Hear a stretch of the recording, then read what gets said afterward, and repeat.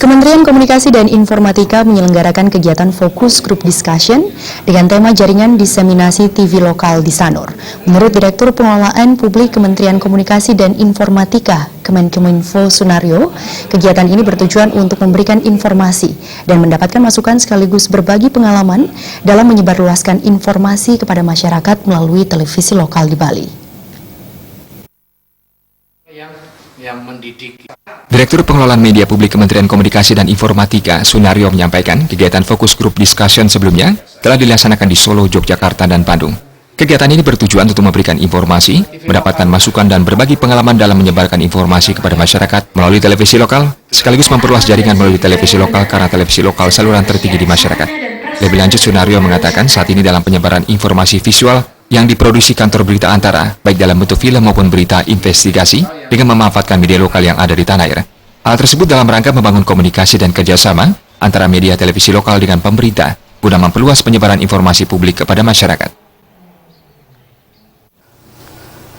Harapan kami nanti dengan teman-teman TV lokal ini kan mungkin memerlukan bahan-bahan diseminasi, maka nanti bisa koordinasi dengan kami di Direktorat Pengelolaan Media Publik dan LKPN Antara.